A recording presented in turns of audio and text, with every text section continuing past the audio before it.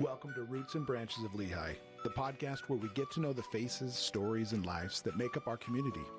I'm Ryan Harding, and I started this podcast as a way for us all to connect with the people we live alongside. Growing up in a small town, I learned that connections go beyond blood.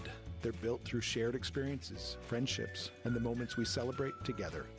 Each week, we'll sit down with someone new from Lehi to share their unique story, their passions, and what they love most about living here. So whether you've been here for years or just arrived, join us as we deepen our roots and reach out to our branches one story at a time.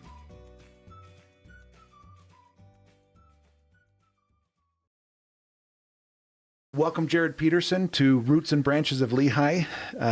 Happy to have you here. Excited to get to know you a little bit better. Well, thank you for having me. It's just a great opportunity to come and visit. Yeah. No, I'm excited. So tell me, let's kind of get to know you a little bit. So tell me your connection to Lehi. Where'd you grow up? How long you been here for? Give me that background, I guess, to start. No, great. That's a great place to start. So my background in Lehi and my connection to Lehi is that I'm a seventh generation Lehi kid. Okay. My family was some of the earliest settlers here in Lehi, and we're very proud of that. My wife also, I should include her because I wouldn't be anywhere without her, but our families go way, way back. In fact, we recently found that we had family in the same handcart company. Oh, really? That landed here in Lehi. Yeah. So that's pretty exciting. So we've been here our whole lives, and that's our connection. Yeah. Wow. Okay. Yeah, that's a long time. And tell me what you do for work and stuff like that. What have you? So for work, I manage the central bank office just down the street here on Lehi Main Street. I've been in banking for 30 years. Sure. Yeah. I've been with Central Bank for 20 years, and primarily do lending and some of those things. So. Yeah, they're a good bank. I've worked with them on construction loans a few times and stuff like that. So that's good. Okay, awesome. And then tell me, so you're involved in the community. Yes. So tell me, give me some background there. Why did you want to go into that? What did you want to do? Yeah, so that's a great question. And looking back on it, being involved and serving and whatnot is something that we've just always done. It's something that our parents really kind of instilled in us. I had two grandmas who were young widows that lived here in town, and that we were able to really serve them, and that's where I learned to serve. Sure. And then as time went on, we got older, just kind of we were able to get involved in the Lehi Roundup. My father-in-law, Stan Lewis, was the president of the Civic Improvement Association, which is also known as the Lehi Roundup Committee. Yep. He got me involved as soon as I started dating his daughter, and I've been involved ever since. It's been great. We've loved being a part of the rodeo. Yeah. Kind of a requirement, I guess, to date the daughter then, right? I guess, hey, if you're going to do this, we want you involved. Well, when the roundup rolled around, it was, hey, this is what we're doing right now, and here's your assignment. Yeah, exactly. Yeah, there was no question. It was, here you go. Here's what's going to happen for you. Yeah, so. and I've just loved it. And we can get into the rodeo a little bit more, but I've done so many different things. I mean, my first assignment at the rodeo was selling programs. Okay. And just have been a part of it ever since. Yeah. And so let's get into it a little bit, I guess, with the rodeo and stuff. So if you've been involved for a long time, you've seen the rodeo change over the years, right? I mean, and as recent as this year now adding, we did, the drone show and an extra day, right? Yeah. So tell me, how that's been to be a part of something for so long. Yeah. So the rodeo has been such a long-standing tradition in the community, and for so long, the rodeo committee partnered with like Kohler's and Macy's to sell tickets there before there was really an online option to sell tickets. And that was really that was a difficult decision for some on the committee to go to an online assigned seats. Sure. For a long time, the tradition was you came on Monday or Tuesday and you put your blanket down. Oh, really? Okay. Where you wanted to sit, and it was just kind of an open seating. Sure. Kind of like what they do at the parade, I guess, right? Very much so. And then, but that was a real changer for us, and that was really kind of pushed us into this next era of ticket sales and the rodeo. And the other thing for years and years, Flying U Rodeo was our stock contractor. They were instrumental in the early days of helping Lehi Roundup grow. Mm-hmm. But we got to the point where we kind of we needed to make a change there, and we have great relationships throughout the rodeo community. Yeah. And we were able to get connected with Frontier Rodeo, and they agreed to partner with us and be our stock contractor. And they're, the longstanding stock contractor of the year, and are just fantastic to work for.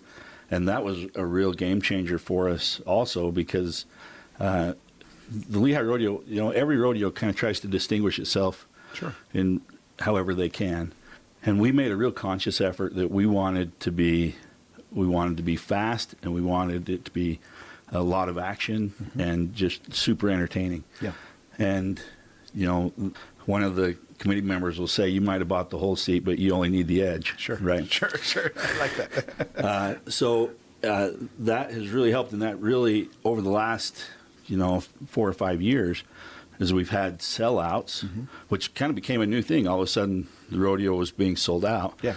Well, then it started selling out earlier and earlier, to where these last couple of years we've been sold out before we could even get tickets to Kohler's and Macy's, and we just haven't needed that partnership. Now that has brought on unique challenges to us, and that was and why we explored doing a fourth night. And that was hard. That was a hard decision to make, because fourth night, it adds that much more cost. Are we going to be able to cover the cost of doing that? Yeah. Plus, it's all volunteer. Everything's volunteer at the rodeo, and we're going to ask everybody to be there one more night. Yeah. But we did it. Everybody jumped in. Yeah. And it's been great. Yeah. It's been great. Was it so? Did that fourth night work? This year. Last year was the first year of the fourth night. Okay. This was our second year, and it's been fantastic. And what that does, our goal with that was, then we can get another 6,000 people to the rodeo. Sure. And hopefully that's kind of how it's worked out. And but yeah, it's fantastic. And all of our partners, when we talk to our sponsors and stock contractor and our announcer and the sound people and all of those things, the Jumbotron, everybody had to be on board for another night, and everybody was more than willing and just jumped right in to make it happen. And what do you attribute the success of the rodeo to? Obviously in adding that fourth night, Lehi's growing, right? Yeah. So I guess a logical thought would be, well, hey, we have more people here, and so there's logically more need, right? But I'm sure that's not totally all of it. Yeah, I think that plays a part in it for sure.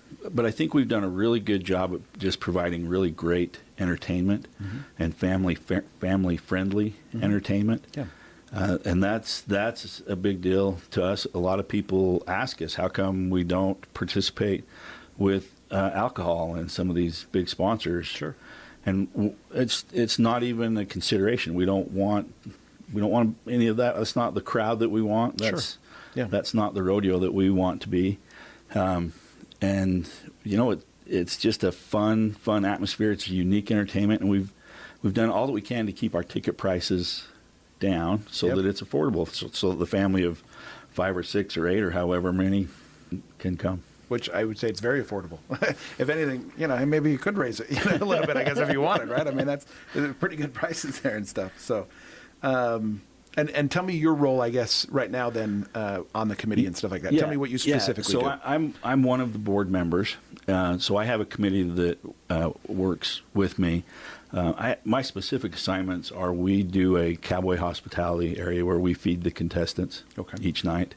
That's kind of our main role, and we have great sponsors there. Shout out to Chick-fil-A. They've been a partner there for a long time. Yeah. So we do that. We also, my wife takes care of and manages a scholarship that we do. We do a scholarship for Lehi High and for Sky Ridge. Okay. And that's been a great experience. As a committee, we really try to give back to the community any way that we can. Yeah. That's always been a role of the Civic Improvement Association, to give back.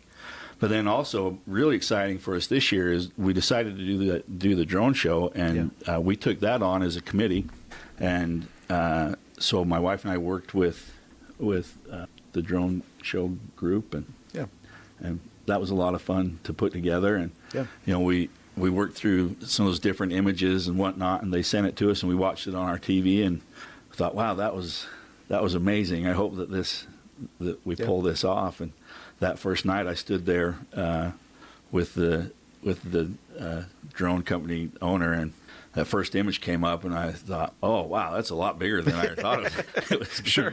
You're looking at a TV before, and sure. So it was a lot of fun, and people really enjoyed that. And so that was a lot of fun to be a part of. It was good. I'll compliment you on that, because I did go to the show myself, and a lot of times when they're setting up for the motocross stuff, it's kind of a delay, and sometimes, kids are tired and it's like, hey, should we go, and stuff like that. But it was nice because the drone show came pretty much right away. Yeah. And so then it was like, oh, well, okay, let's keep staying, because there was something to do, right? So I thought that was actually a very wise use of time. Yeah. And that's one thing that we really, the whole timing of the whole rodeo is very choreographed. Sure. And from the first, we always start with the wild horse race. Yeah. From that very first gate pull to the very last bull, we want to be 2 hours. Yeah.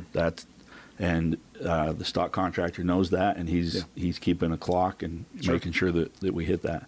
But we knew that we had this space of time between the bulls and the motorcycles. Yeah. And everybody loves the motorcycles, and we watch the crowd, and we have a handful of people that leave. Mm-hmm. But most stay. Yeah. And so when we talked about doing the drone show, there was some discussion, well, do we do it after the motorcycles? Yeah. Could we do it in that space of time? And then, just the logistics of it with, well, we got to turn the lights off and get the crew see to get the ramp up. And there's about 3 minutes from the time that the crew starts putting up the ramps to the time we turn off the lights, where they get pretty well set and they're good. Sure. And they give us a signal and the lights go off and the drone show started. So it worked out really, really well. Again, that's why I say I compliment, because it helped, especially, adults, but young kids, they get tired and stuff like that, right? And so, but that entertainment, they stayed, right? And they were like, hey, no, let's stay. We want to watch. So the other thing that we didn't really anticipate, because we just hadn't even considered it, was we had a lot of people who mentioned how great it was that weren't at the rodeo. Oh, sure. That were just out. Uh-huh. And how cool it was to see just from wherever they were. Sure. Which makes sense, actually. I having been to Stadium of Fire down in Provo, there's a lot of people outside of the stadium, that getting that free, little bit of, enjoyment, right? Because, fireworks can't really, stop those from being seen from around, right? Yeah. So. Now, if you were on the west side, it was, any words were backwards, but that's okay. Yeah, but still cool. Yeah, it's still cool. Well, and I think, again, and maybe that goes back to probably one of the main reasons that Lehi does this rodeo, is it does bring a community together, right? I think that's probably it just does a very good job of that. And so, sure, if there's some, free drone show for somebody around, great. You know what I mean? Hey, I hope you feel part of the community then during those moments and stuff, right? Yeah. And, the other little small thing that we did was we really started advertising Slack. Okay. Which is just the contestants that we can't fit into the show. Sure. And, they come, it's been on Wednesday morning, and we kind of advertise that of, hey, you can come watch this. It's free. Yeah. There's no music, there's no announcer, it's just cowboys doing what cowboys do. Sure. But that crowd has really kind of grown over the last couple of years. So that's been fun too. Fun way for families and kids to come and just get a little taste of it. Yeah. No, love that. Any before we leave the rodeo kind of thing, any behind the scenes stories from the rodeo committee that people might find interesting? Anything that stand out as far as just, that most people don't see, because we just go there for a show. We're out in 2 hours, right? Yeah. What you don't see is the families of our regular partners, like the Rumfords, he's our clown. Justin Rumford's our clown. Yeah. He travels with his family, 3 kids and his wife. You don't get to interact with them, or like, Andy Stewart, our announcer, his wife has been battling cancer, and she was there with us this year. And as a crowd, you just aren't going to know that or see that. So there's some of those kinds of things that are a lot of fun, and there's so much that goes on behind the scenes. Yeah. I wish there was a way to really kind of pull back the curtain, Sure. if you will, Sure. For people to see how much goes into preparing that. I mean, we have our first meeting for next week. Sure. And I think that's the piece that people would be really maybe surprised by. It's just how much really goes into that. And it's 100% volunteer. There's nobody that's making any money on this thing. Yeah. It's everybody's donating time and talent and all those things. So I interviewed Mike Southwick, and that was one. I mean, again, he's one of the main ones, right? Yeah. And so I mean, it's quite the endeavor that the city puts on. Really, the community puts on. It's. We'll talk about the campaign and stuff Sure. a little bit later, but one thing that I've kind of heard a lot as I've been out campaigning from nearly every part of town, downtown, west of town, south, is so many people don't feel like they're represented or even feel like a part of the community. Sure. And I don't know how to overcome that. And hopefully the celebration is a way that if people get involved, come and participate in all of the different activities, that they can feel a part of that. But that's been really interesting to me because I've never felt that, and I've always tried to be very open-armed about, hey, come and see. And so there's some work to be done there, and I think through the Roundup and through the rodeo we can kind of build those bridges, if you will, and get arms reached around people so that they feel like they're part of the community. Well, yeah, because again, we do want. I mean, it makes sense. You're seventh generation. I mean, you've been here long time, right? And so you do have a lot of connections and stuff like that. A lot of people, I guess, move in, from other places, right? Most people are probably transplanted here, right? Oh yeah, and so. Yeah, and I do have a lot of connections, and those connections have come from being involved, right? Sure. Whether it's involved in church or community, rodeo, all of those things create connections, and it helps too that my parents are still here in town, and I have siblings here, and so those connections kind of become amplified through other people, But one thing about it, the more that you put yourself out there, the more connected you feel. Well, that's good advice, right? For anybody moving in, hey, if you want to feel part of the community, get involved. That's probably the best advice there, right? Hey, get involved because it's not going to come to you all the time, right? You have to come to it. Yeah. So for sure. Come put a chair out and come enjoy the parade. Yeah. Well, so you talked about campaign and stuff like that. So you're currently running for the city council, right? Yes. So tell me what sparked that. Let's start with that question. Why? Yeah, so running for city council is something that I've looked at the last couple of election cycles. Okay. Yeah. I spent 7 years on the planning commission. Okay. And sometimes it feels like a natural thing. You've served on the planning commission, and then now I'm going to run for city council. But when I retired, left the planning commission. I wasn't at that point. I wasn't ready. Yep. Right, for city council. It just didn't seem right. We had talked about it. And then I got involved in the Historical Preservation Committee, which has been a blast, and we can talk about some of that. Yeah. And so the last election cycle, we looked and talked really seriously about it, my wife and I, and it just still wasn't the right time. But we've been talking about it ever since. Right. In fact, I have a fun picture from a year ago in 2024 at the parade that one of my kids took, and one of my other kids took that picture and plugged it into a campaign poster. Right? Vote for Jared. Yeah. And so we got a kick out of that. My kids have laughed for years and years about whenever we go to something, I always lag behind because painting, right? Yeah, naturally. Just out visiting. And so, no, we thought really serious about it this time, and the timing was right, and we felt really good about it and decided to jump in.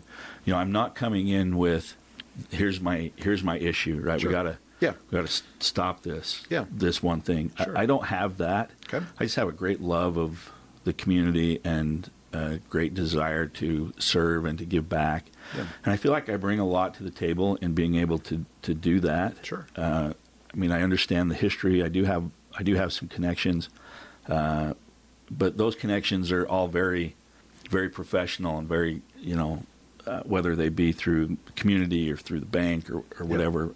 But I do have those relationships, and so I'm able to really kind of talk to and find out, help solve those situations.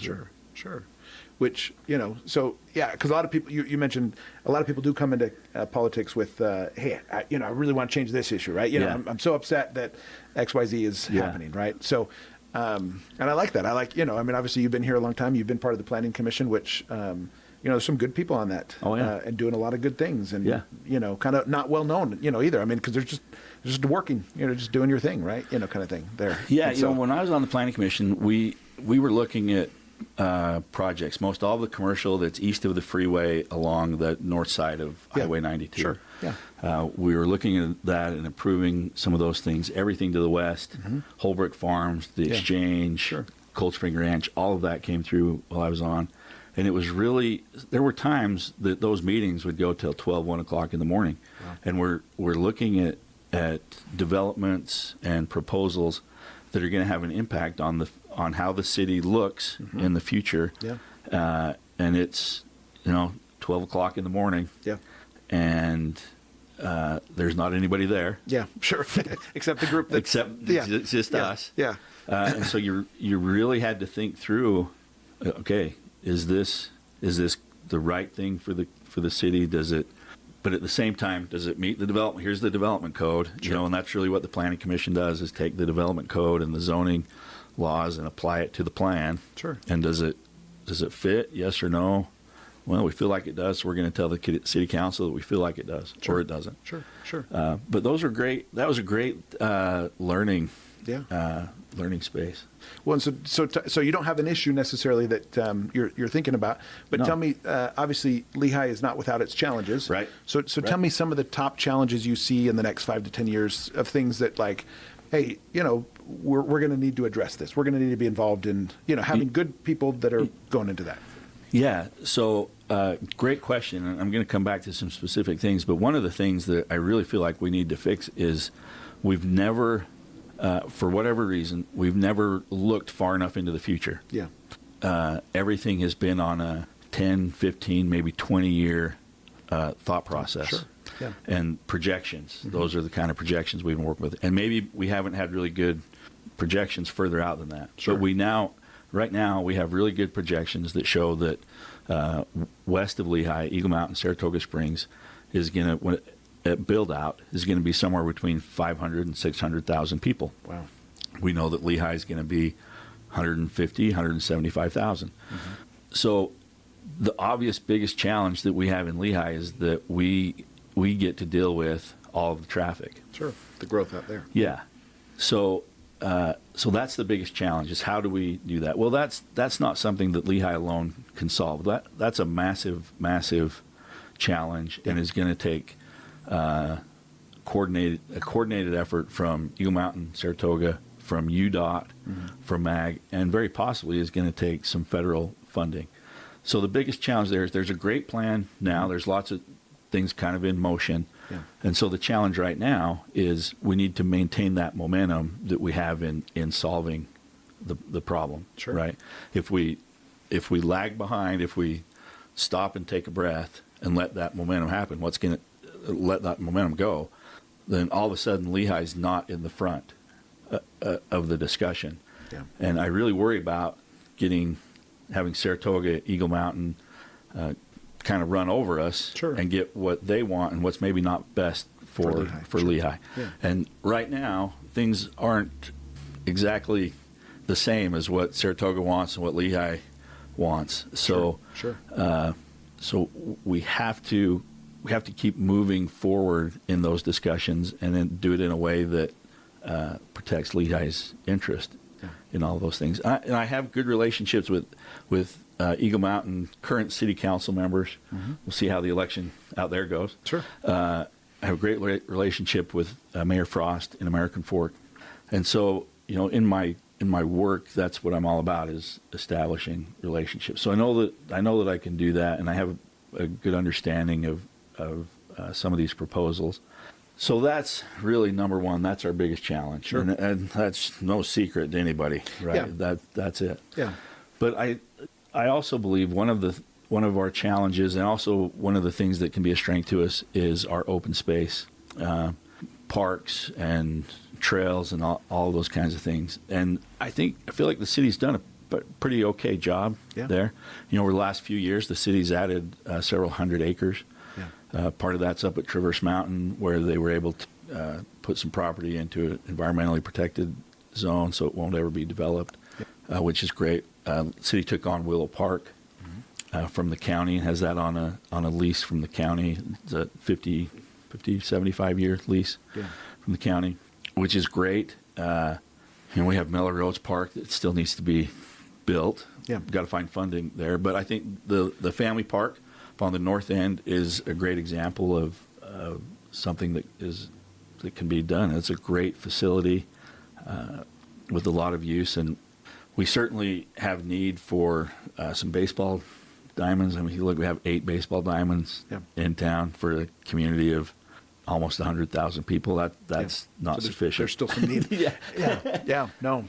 So there's things that we can do there, and I think too that the other piece of open space, we call it parks and open space, but the other piece of that is things like the Legacy Center and the outdoor pool, the library, the Arts Center, the Curtis Center, facilities like that we need to make sure that we're looking, and if we have opportunity to expand or to build new facilities, we need to be open to that. And we really need, that's another area that we need to plan for 50, 80, 100 years down the road. Sure. And making sure that when we're all gone, and it's our kids or whoever it is, that they have those types of places, and they're not wondering what we were doing.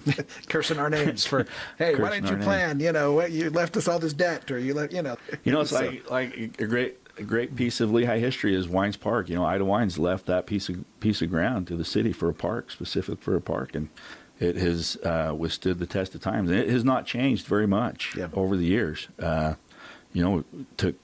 Took some of the old swings and things like that out, and we put in some pavilions. But other than that, it's remained a great place for families to gather, and that's especially because it's so centrally located, right? So I mean, in fact, we're doing our own client appreciation event, in a couple of weeks there. So it's a great place, right? Yeah. I mean, it's just nice to big open space that's close by. Yeah, and we need places like that are generational. Yeah. No, love that. As far as obviously with that growth that's taking place, how do you continue to grow but also maintain that community that's like, I mean, you mentioned as you're campaigning, people are like, hey, I don't feel part of it. So how do you help us stay as a community, even though, hey, we're getting bigger and not going to be stopping anytime soon? And that's a great challenge, right? And what a great problem to have, because one of the great things about all this growth is there are amazing people who have come into our community. Yeah. We need to tap into that talent. Sure. Right. Yeah. And I could even say one of maybe the weaknesses of the rodeo committee is we're not really good about bringing in new help. Sure. Right? It's like a bunch of old Lehi people, right? I guess it kind of is. And I have my thing. Sure. This is my assignment, and I do what I feel like I do pretty well at with the committee that I have. Yeah. And so I'm good. Yeah. Right. I'm It's not broken. Don't fix it. Right. Right. Yeah. Right. And so I think that there's things like that. Are we inviting people in to help and bringing in some of those new ideas, but at the same time maintaining the traditions? Yeah.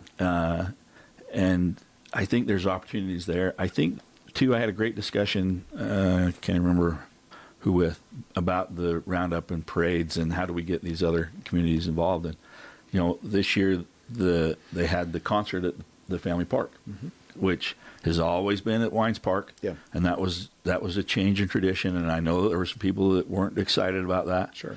We went. Actually, the bank sponsored that, and I was able to give out a guitar. Sure, nice. And that was fun. That's awesome. Good job. Well, my wife and I went, and as we walked around, the one thing that stood out to both of us was that it was a little bit different crowd. You know, we were walking around going, well, where are such and such families? Such and such families, right? Yeah. And they might have been there, but we just didn't know where to look for them, right? Because everybody always sits in the same place. Sure. But what we really took from that was that having it at a different place really was, we were able to involve people who hadn't been involved before. Sure. And so I think taking advantage of some of these new parks, there's great parks out in Holbrook Farms, and we have these other spaces.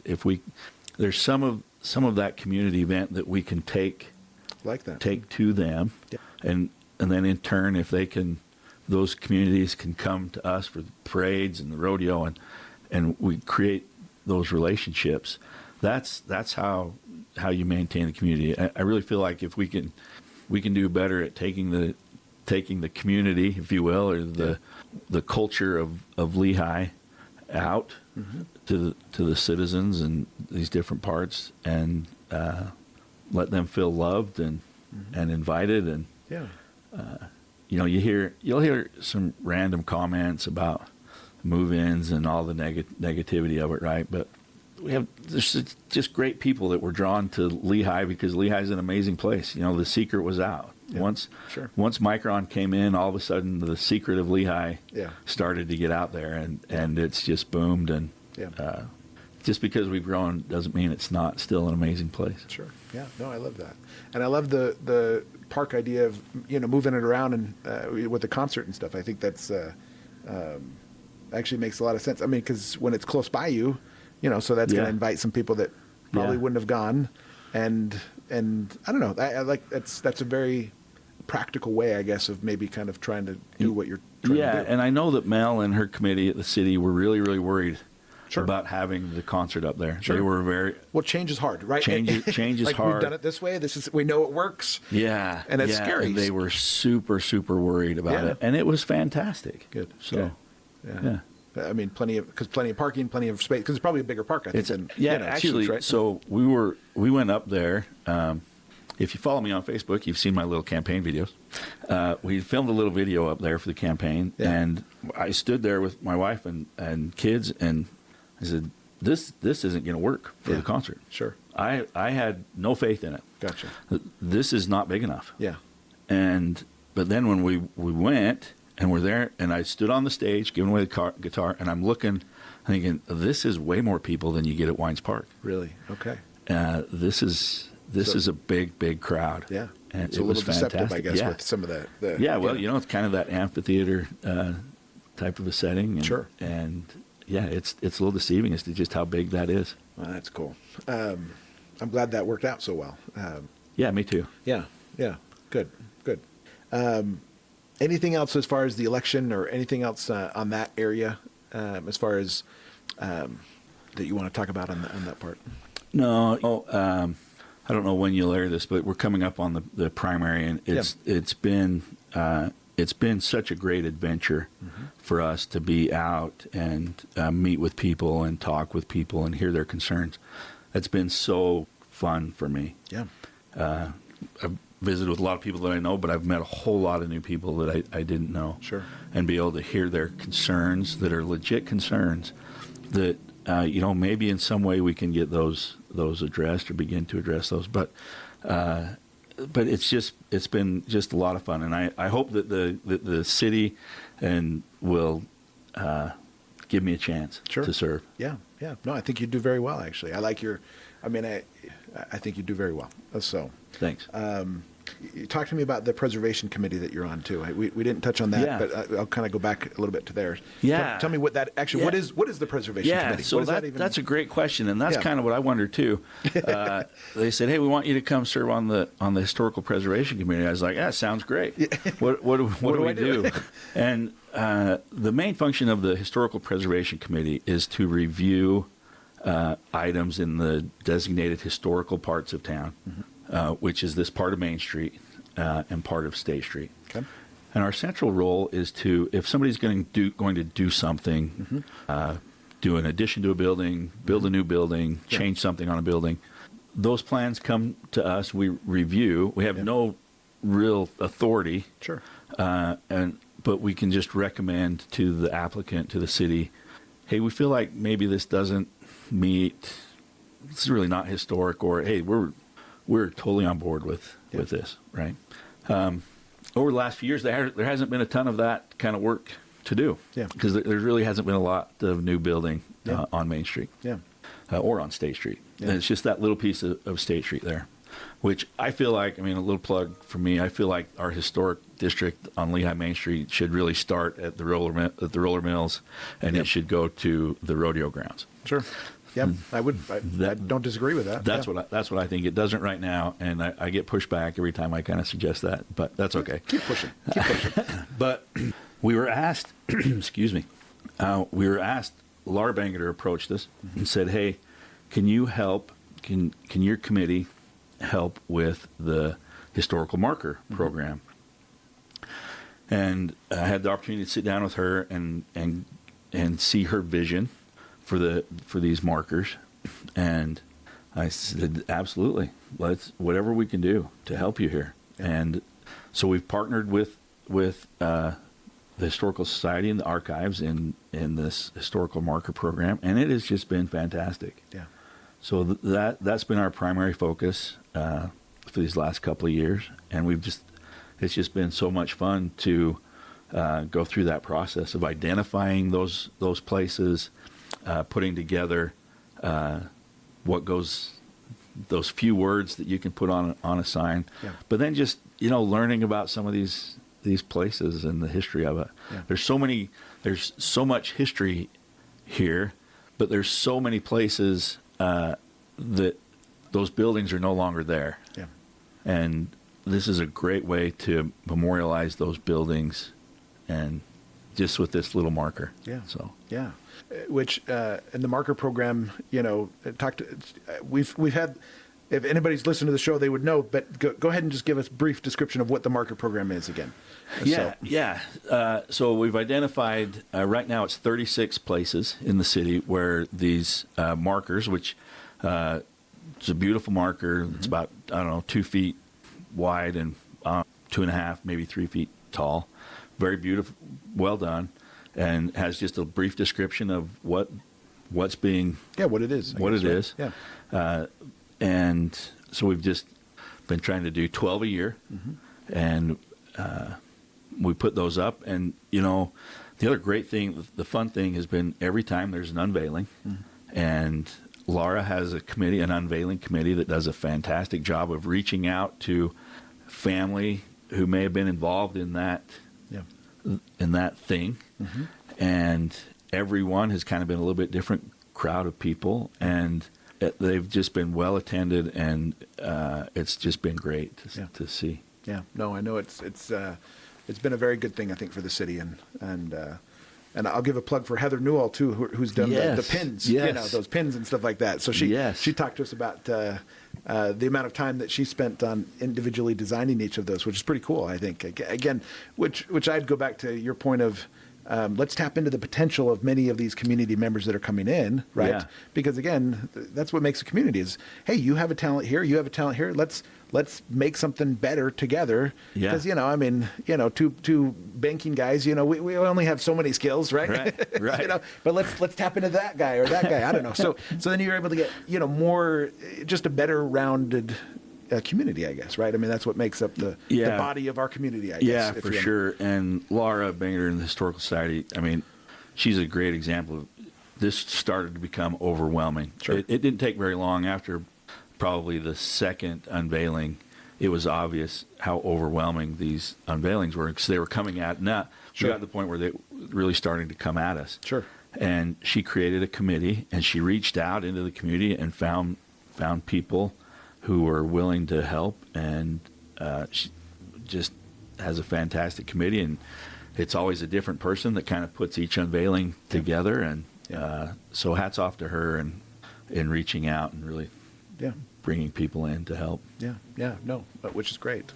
Well, I love what you're doing. I love that, you obviously for a long time, since you started dating, right? You've been involved and doing this kind of stuff, and I commend you for that, and that's probably why you do feel very much part of the community. It's probably based off largely of your actions, right? Yeah. Of being involved in the community, Yeah. doing those kind of things, and so I think that's probably good advice for anybody is, hey, get involved, do things. And I think there's a lot of places to be involved, a lot of things to do. I think a lot of committees are different things to do. It's some that take a lot of time, like maybe Yeah. the planning commission, and others that take far less time, I Yeah. guess, kind of thing. So, but Yeah. There's always a way to get involved, and it's just a great thing. yeah. As far as, you personally, so, you have a family, stuff like that. What kind of legacy do you want to leave, the community and your children, as far as, hey, when I think of, what, give me your thoughts there. Yeah, that's a great question, and something that I have thought some about over the years. And my career, I've been a banker, and that's what I'm going to be. Right, I'll retire a banker. The last thing that I want anybody to say at my funeral is that he was a banker. Sure. Right, like that being a banker is what I do. Yeah. And has provided a great life for my family, and it has really allowed me to to serve. Right, it's the type of industry where I have some flexibility and am able to come do this. Sure. And kind of attend to things. Yeah. But really, my legacy, I just want my kids and grandkids, great grandkids, when they hear about me, to hear about the guy who served his community, who served in the church. Yeah. That's what a man of God who just tried to love and reach out. So that's what I want. I love that. And I think you're doing that. And whether you win this election or not, from what I know, what I've learned about you is, my guess is that won't necessarily matter as far as your love for the community and your continued commitment to the community. No. If I don't win in the election, I'm not going away. Right? Yeah, that's what I mean. Yeah, I'll still be a regular fixture in wherever I can be. Yeah. Right. And I hope to win. I Sure. really do. Of course, I wouldn't yes. be here if I didn't. Of course. I wouldn't put my name in if I didn't think that I could win, and if I didn't want to. Yeah. And I've tried really hard to campaign in a way that people just understood my love for the community, and that I just want to serve. That I don't have an agenda. That I want the best for the citizens of Lehi, and I want to represent them and be a voice for them. And that's what I'm hoping to do. I think you're doing a great job, Jared. Is there anything we didn't cover that you wanted to cover before we kind of wrap up here? But gosh, I don't think so. I think you've done a great job. It's been good to get to know you personally better. Yeah. I can tell you have a love for Lehi, love for the community, love for what you do. And whether that's, like you said, banking or rodeo or Lehi historical. I mean, again, you're involved in so many things, and frankly, a good example to. All of us, right? As far as like, hey, get involved, do things. I think there's, a real need there and stuff. So yeah, there really is, and sometimes you have to create that. Like for example, Heather Newell and the Pins. Yeah. Right. I mean, she kind of created that for herself, and there's so many other people that give in the community, whether it's at one of the schools or in some way, or being a coach, or there's so many different ways to be involved in the community. And to give back, and sometimes you really have to go find those. They're not always going to find you. Yeah. I've been fortunate that a lot of those have kind of found me. Even the planning commission, and you can cut this out if you want. But sure. The way that I got on the planning commission was that I saw a little thing on social media that they were taking applications for planning commission. Okay. Mayor Wilson, Bert Wilson, was the mayor at the time. Mm-hmm. Bert was a mentor of mine. He actually got me started in my banking career. And so I reached out to him. I was like, hey, what's this planning commission thing all about? And he gave me a quick 2-minute tutorial of what the planning commission did. I really didn't have any idea. Sure. And the next day I got an email from his assistant there at the city with an application. Mm-hmm. And she said, Mayor Wilson said to send this to you and that you would be sending it back. Mm-hmm. And so I filled out the application and I sent it in. And next thing I knew, I was on the planning commission. So I tell it because sometimes, if you kind of even just looking a little bit, sometimes those opportunities will just come at you. Sure. But a lot of times they won't, and you really have to kind of push your way in, if you will, to be able to serve. Yeah, makes sense. I that's what this is. You know? I mean, this is right. This is another great example of you've kind of found this little bit of a need, and it's fantastic. Yeah. No. Hey, we're all just doing our best to try to make the world a better place. Yeah. And whatever part of the vineyard we're at, right? Yeah. So exactly. But Jared, thank you. It's been great. It's been great to get to know you, and I wish you all the best in your campaign. And for anybody that hasn't voted yet, hey, go and vote. And we'll hopefully see you after the primary. Yeah, I hope so. So, okay. Thanks, Jared. Thank you.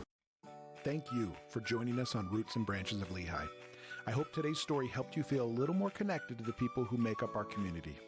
Remember, every person here has a unique story, and together, we're what makes Lehi feel like home.